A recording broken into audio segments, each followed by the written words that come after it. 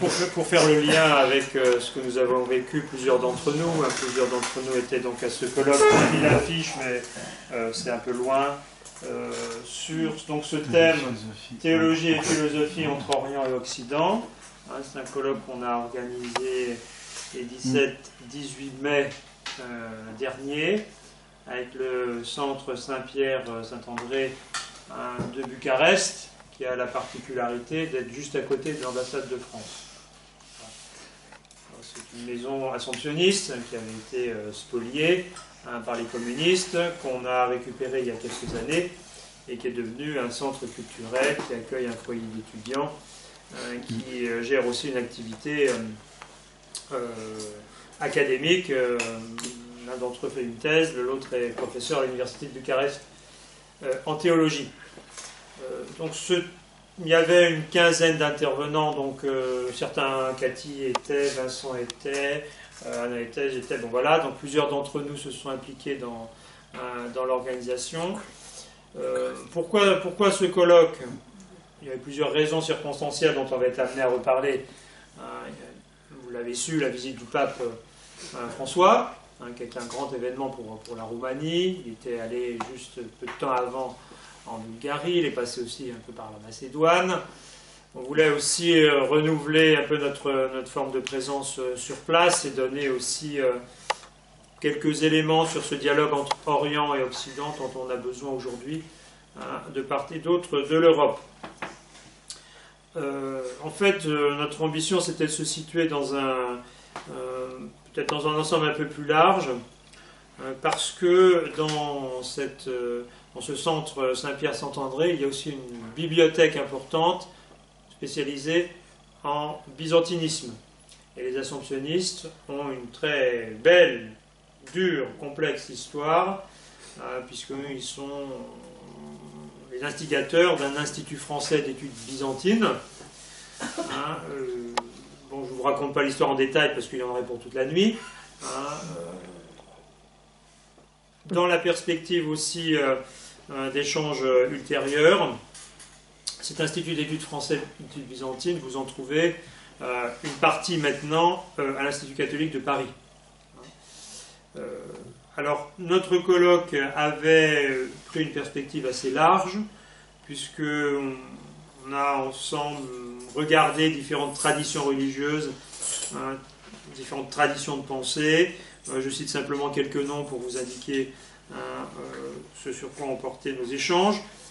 Maxime le Confesseur, Berdiev, Maritain, Fessard, Ricoeur, Michel Henry, ou un certain nombre aussi de problématiques telles que la problématique de l'éducation en Roumanie, la problématique du livre, la problématique de la réception œcuménique d'un certain nombre de documents importants de l'Église, des Églises, par exemple le document baptême, Eucharistie, ministère.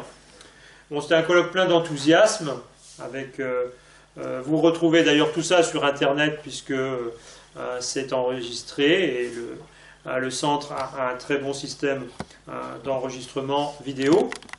Vous retrouvez en live les conférences si vous voulez, ou en différé si vous le voulez. Bon, quelques éléments plus sur le fond. Notre souhait, c'était essayer de travailler aussi à ce dialogue entre Orient et Occident. On voit très bien qu'un certain nombre de perspectives, elles ont échoué quand elles étaient trop larges, on ne sait plus trop de quoi on parle, ou alors quand elles deviennent trop étroites. Et notre ambition, en tout cas du côté des assomptionnistes, c'est de travailler à l'unité des églises. On va le dire tout à l'heure, nous avons aussi un héritage du côté de l'église gréco-catholique. Ce colloque était aussi important pour l'Académie catholique du Val-de-Seine, puisque c'était la première fois qu'on organisait quelque chose, qu'on coordonnait quelque chose à l'étranger. Bon, ça voulait dire aussi prendre en charge différentes questions, puisque bon, on a aussi ce désir de ne pas simplement rester entre nous, mais d'ouvrir nos perspectives. Bon, quelques conclusions que j'ai pu donner, ça va être un peu le point de départ à la fin du colloque de Bucarest. En fait, ce qui est très important, c'est de nous redire aujourd'hui, puisqu'il y a des éléments aussi contextuels, La Roumanie a été mise à l'honneur pour l'année européenne, pour différentes instances. Les brochures que j'ai en main s'intitulent « Ces Roumains qui ont fait la France ». Je vais la faire circuler. Malheureusement, j'en ai qu'un exemplaire, mais il y a eu pas mal d'initiatives prises au niveau des instances politiques aussi, pas simplement d'un point de vue religieux à la visite du pape, pour donner un peu sens à une forme nouvelle de relation. Donc, entre Orient et Occident, ce dont nous avons besoin, c'est de penser des choses en commun. Par exemple, la sécularisation. C'est un phénomène qui touche beaucoup de pays. Et en même temps, on voit très bien que, pour ce qui les concerne, les Européens, où qu'ils soient en Europe, sont attachés aussi à des valeurs fondamentales. Par exemple, la valeur de la famille. Les enquêtes qui sont faites sur le sujet le montrent. On a vu aussi que nous avions sans doute les uns et les autres à repenser nos origines. En fait, on a souvent polarisé les choses de façon abusive entre Orient d'un côté et Occident de l'autre. Et c'est souvent en fait l'objet plus de qualifications et ça a été dans l'histoire l'objet de luttes politiques plus que des échanges qui ont quand même aussi beaucoup marqué d'un côté et de l'autre. Voilà, donc il y a un certain nombre d'écueils, y compris écueils intellectuels à surmonter, une pensée orientale qui serait essentiellement patristique, ce qui n'est pas totalement juste, et puis une pensée occidentale qui serait totalement philosophique, ou essentiellement philosophique, ce qui n'est pas juste non plus. Là j'ai montré donc cette brochure.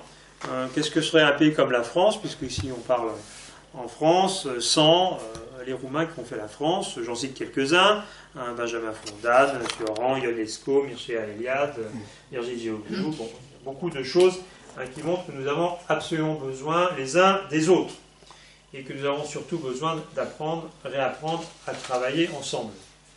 Alors peut-être que par vocation, les assomptionnistes qui sont dans ces pays, en Bulgarie, et qui sont aussi en Russie, qui sont en Grèce, qui sont à Jérusalem, ont une vocation spécifique de travailler à ce dialogue.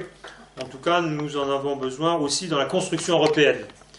Pourquoi ? Parce qu'on l'a dit tout à l'heure, on se le disait, l'Union européenne a une présidence tournante, elle a été confiée à la Roumanie, comme après à d'autres pays, mais nous avons aussi à voir dans l'espace européen comment essayer d'avancer d'un même pas.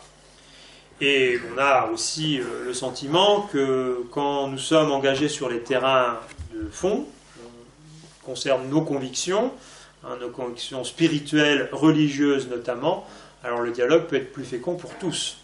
Bon. Voilà.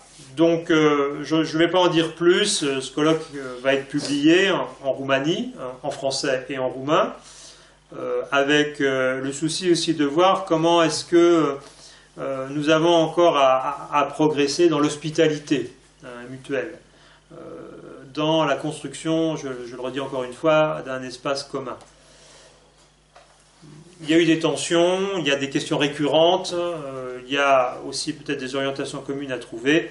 Et en tout cas, vous aurez évidemment ce soir l'occasion de dire aussi votre perception de la situation, mais on va donner d'abord la parole à nos intervenants. Voilà, donc à ce stade d'abord peut-être vous, votre point de vue sur un peu la situation, votre perception aussi de l'histoire.